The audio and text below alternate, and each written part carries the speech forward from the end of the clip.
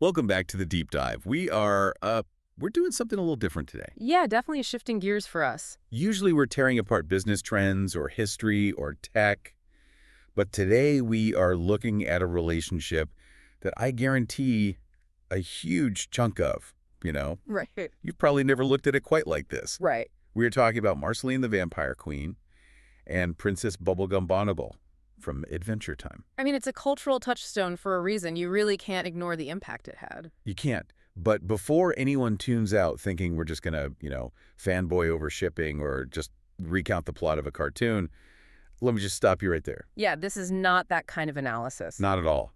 The source material we're working with today isn't a fan blog. It's a really heavy-duty psychological breakdown. Yeah. It argues that these two aren't just a cute couple. They are literal archetypes of chaos versus containment. Exactly. And it completely reframes the show. Instead of just watching a vampire and a scientist, the analysis suggests you're watching this massive collision between fragmentation and structure. Right. And the argument is that their relationship is actually a case study in how we solve the problem of being human, or, well, humanoid in their case. Which is the problem of wholeness. Wholeness, yes. How do you actually become whole? That's the target today. So here's the plan. We're going to break down the individual traumas of both characters first. Which gets pretty dark, honestly. It really does. The source material is surprisingly dark about why they are the way they are. Then we're going to look at the collision. What happens when an immovable object meets an unstoppable force? Always a messy process. Very messy. And finally, we'll get to this concept of attachment repair. Which is really just a fancy way of saying, how do you fix a broken heart when you live forever? I love that. Exactly. So let's start with Marceline. The source material opens with a line that honestly felt like a punch in the gut when I read it. It describes her as fragmentation in motion. Fragmentation in motion. It's such a vivid image. And it calls her a wounded inner child stretched across time. Now, I know the lore. She's 1,000 years old. She lived through the Mushroom War.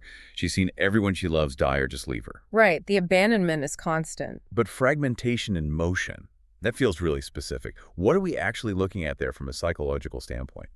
Well, think about what fragmentation means psychologically. It's when you just can't integrate the different parts of yourself because the world around you is too dangerous. Oh, okay. The analysis points out that Marceline's defining trait isn't just that she's cool or, punk rock. It's that she is scattered. She literally floats. She shape-shifts. Exactly. She shape-shifts into monsters. She literally cannot hold a consistent form because her entire history is defined by abandonment. Right. Simon the Ice King left her to protect her. Her dad is the literal Lord of Evil who ate her fries. And, that fries moment is played for laughs on the show, but the analysis treats it as a core wound. It's a betrayal. It's a profound betrayal of care by a parent. So, because she's immortal, she doesn't just get over it like a normal person might eventually process things. That wounded child is, as the phrase goes, stretched across time. She is carrying 10 centuries of being left behind. Exactly, 10 centuries of grief. So how does she deal with that? Because if you watch her, she doesn't seem fragile. She Yeah. seems tough. She's the one singing, "I'm just your problem." Right, but that's the armor. The source material introduces this concept of protective adaptation. Protective adaptation. Yeah. When Marceline is being sarcastic, or when she's shredding on that axe base and singing about how she doesn't care, that isn't apathy. That is an active defense system. Oh, so it's like a preemptive strike. Precisely. If I reject you first, you can't reject me. Right. If I make a joke out of my trauma, you can't use it to hurt me. The analysis points out that she uses music not just for art, but as a literal shield. It's this wall of sound she puts up to keep people at a safe distance. That makes so much sense. We all know that person, right? The one who is quick-witted, hilarious, maybe a little mean sometimes, but it's just to keep you from seeing the soft underbelly. And for Marceline, that soft underbelly is 1,000 years of unresolved grief. Wow. So she orients herself toward intensity and freedom. That's the exact phrase used in the text. Because stability is dangerous. Exactly. If you can't trust stability because every single stable thing in your life has eventually collapsed or abandoned you, then you chase the rush, you drift, you embrace the chaos because chaos feels safer than a promise that's just going to be broken anyway. So she becomes fragmentation in motion. She absolutely refuses to be pinned down. Which brings us to the absolute opposite end of the spectrum. Princess Bubblegum Bonnibel. The literal embodiment of structure. Now, this is where the analysis gets, I want to say spicy, but it's more like deeply Freudian. The source material pivots here and labels Bonnabelle with a very heavy archetype. Oh, the primordial mother. The primordial mother. It sounds incredibly weird, especially since we're talking about a romantic relationship here. Are we saying she's Marceline's mom? Because that is a hard pass from me. No. We have to be very precise here. The analysis is not talking about biology. Okay, good. And it's certainly not talking about age. I mean, Marceline is actually older than Bonnabelle. Right. It's talking about function, purely function. Okay, sell me on this. Yeah. What does a maternal function mean in this specific context? It's about being the regulating field. Think about what a mother figure does in the broad archetypal sense, not a specific human mom, but the idea of a mother. The concept. Right. She creates life, she builds the home, she sets the rules. She essentially keeps the chaos of the outside world at bay. And if we look at Bonnabelle, I mean, she literally built the Candy Kingdom. From nothing. She created the candy people in a lab. She is the architect of their entire reality. Exactly. She creates systems, she builds physical walls, she installs surveillance cameras. Which is a little dark when you think about it. It is, and we'll definitely get to that. But the primary function she serves is containment. Containment. In the post-apocalyptic world of Ooh, which is full of mutants and wild magic and constant danger, Bonnabelle provides a space where things actually make sense. Where there are rules. Where there is gravity. Where there are roads and schedules and taxes. She is the one holding the roof up so the civilization doesn't just collapse back into dust. So if Marceline is the storm, Bonnabelle is the shelter. Right. But, and this is the crucial critique the source material makes, shelters can become prisons if you aren't careful. Yeah, they can lock you in. Exactly. Bonnabelle isn't just this flawless, benevolent goddess. She has a massive psychological flaw. This is the surveillance state stuff, right? The analysis calls it strategic defense. Just like Marceline uses sarcasm and music as armor, Bonnabelle uses intellect and control. The text describes her as being emotionally guarded beneath intellect. She basically intellectualizes her feelings away. She has to, or at least she firmly believes she has to. If you are the single person responsible for the survival of your entire species, vulnerability looks like a threat. It's a weakness. It looks like a variable in an equation that you just can't solve. So what does she do? She walls it off. She becomes rigid. She over-controls everything. It's that classic, I'm doing this for the greater good excuse while she, puts GPS trackers on everyone she knows. It's pure fear masquerading as order. She prioritizes the system over the individual, and very often over her own heart. Wow. Okay, so you have these two massive opposing forces. Marceline is fragmentation, chaos, running on pure emotion and survival instinct.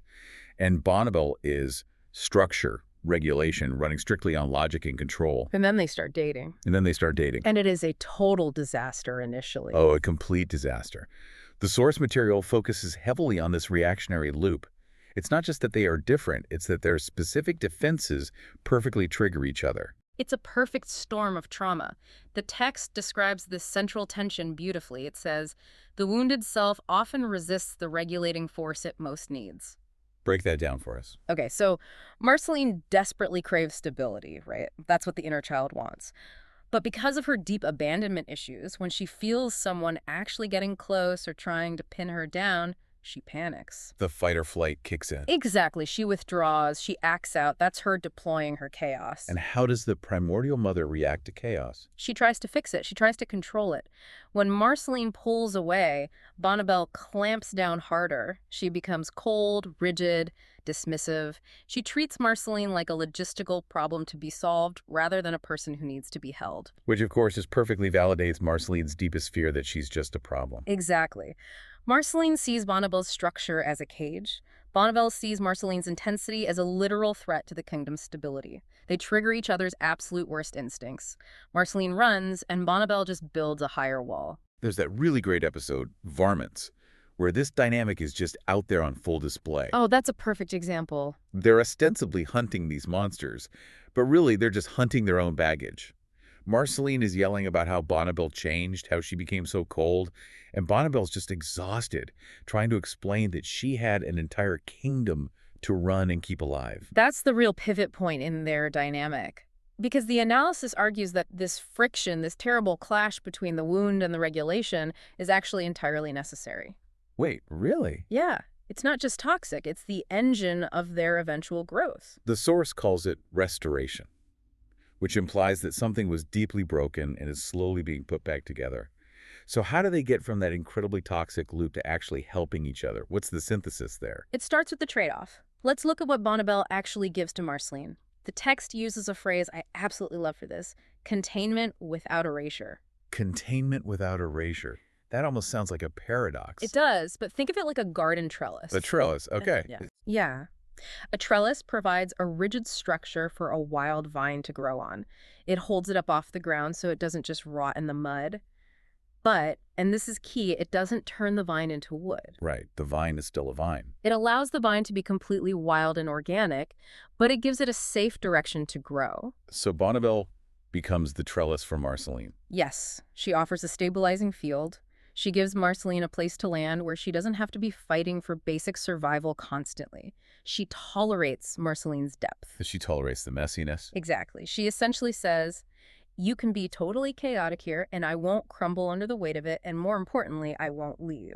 That is huge for someone with severe abandonment trauma. Yeah. Just having an object that stays put. It changes everything. It grounds the fragmentation. Okay, so the trellis holds up the vine, but what does the vine do for the trellis? What does Marceline actually give to the woman who seemingly has everything completely figured out? She humanizes structure. That's the exact term the analysis uses.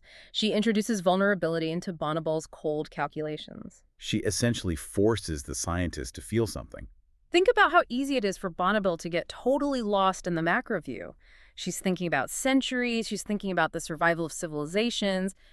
She forgets the micro. The actual people. She forgets that people have messy feelings and that she has feelings. Marceline is frankly the only person powerful enough and chaotic enough to smash right through that intellectual defense. She's the wrench in the gears in the machine. But a totally necessary wrench. She constantly reminds Bonnabelle that a perfect, safe system is entirely useless if it's completely sterile. She brings the heat. She brings the raw emotion. She softens that terrifying rigidity so that Bonnabelle can actually be a person and not just a ruler. That balance is fascinating. The text actually lists some specific signs of growth for Marceline specifically. It mentions increased emotional regulation, so she stops flying off the handle quite as much. Right. It mentions secure attachment. Yeah. And then it highlights this one praise: reduced performative detachment. That is such a killer phrase. Performative detachment. It's the classic too cool for school act. It's the exhausting act of pretending you don't care at all because caring actually hurts too much. The analysis points out that as their relationship stabilizes, Marceline finally drops the act. She stops performing. She stops performing the untouchable vampire queen role and just becomes Marceline. She wears comfy clothes, she hangs out on the couch, she lets herself be domestic and soft. Because she finally has that safe proximity. That's the core concept here. Wholeness isn't something Marceline finds alone in a dark cave meditating. And it's not something Bonnabelle can just build in a beaker in her lab. It is co-created. It happens entirely in the space between them. This brings up something I really want to drill down on, because I feel like modern advice is always heavily skewed toward loving yourself first or just being completely independent before you date. But this analysis seems to be suggesting that you literally can't actually do it alone. It is definitely challenging that modern hyper-independence narrative. Yeah. The source material is very clear. This isn't dependency in a toxic way. It uses the term attachment repair. Attachment repair. It's the idea that the deep wounds we got in early relationships, usually with our parents or early caregivers, can really only be healed in the context of other relationships. You can't heal relational trauma in a vacuum. Exactly. You can't just think your way out of abandonment trauma. You have to actively experience being stayed with. Marceline needs to experience Bonnabelle staying through the storm. Bonnabelle needs to experience Marceline challenging her authority without leaving her. So they are actively rewiring each other's brains. In real time. And the true beauty of it, as the text notes, is that they don't lose themselves in the process. It emphasizes autonomy versus connection. They stay themselves. Marceline keeps her edge. She's still a punk vampire. Bonnabelle keeps her massive intellect in her kingdom. They naturally reduce each other's extremes without ever erasing their core individuality. They meet in the middle without just becoming this boring beige average of the two. Exactly. It's wounded autonomy meeting regulated care. I just love that. It takes it so far out of the realm of just a cartoon romance and turns it into a literal blueprint for how two very damaged people can actually make each other better. It's not about finding someone who's exactly like you. It's about finding someone whose jagged edges perfectly fit your missing pieces. That's the enduring power of Yeah, archetypes. We see ourselves in this dynamic. We all have days where we feel like fragmentation in motion, just scattered and anxious and unmoored. absolutely. And we all have days where we try to over-control everything and everyone around us because we're secretly terrified. Seeing these two characters navigate that exact gap, it's incredibly validating for the listener. It really is. So to sort of wrap this up, because I know we've covered a massive amount of psychological ground here, let's just look at the full arc. We started with Marceline as the wounded, fragmented child, using sarcasm and heavy music as a shield against a world that just keeps leaving her behind. And Bonnibel is the primordial mother, the relentless architect of order who uses structure and surveillance to keep the terrifying chaos of the world at bay. We saw how those defenses initially violently clashed, the withdrawal versus the control. Yeah. But then through that concept of containment without erasure, they actually find a synthesis. Bonnibel provides the strong walls, and Marceline provides the music inside the walls. Together, they create a restoration space. Which leads me to the final thought I want to leave everyone with today. The source material concludes by stating that wholeness is co-created through safe proximity. Right. We live in a culture that completely idolizes the self-made individual. We want to be fiercely independent, completely self-sufficient, needing absolutely no one. But looking at these two, an immortal demon queen and a genius creator god, even they couldn't do it alone. Neither of them could solve the fundamental problem of their own existence by themselves. So here's the question for you to take away. Is true independence actually just a myth? Perhaps the only way to be truly whole, to truly integrate your own inner fragmentation, is to find a container strong enough to hold your chaos. Maybe you just aren't supposed to hold it all yourself. That is definitely the thought to chew on. A huge thanks to the author of this analysis for giving us such a deep cut on a show we all love. And thanks to all of you for sticking with us and listening to us analyze vampire psychology today. Always a pleasure to dive in. We'll catch you in the next deep dive. Stay whole out there.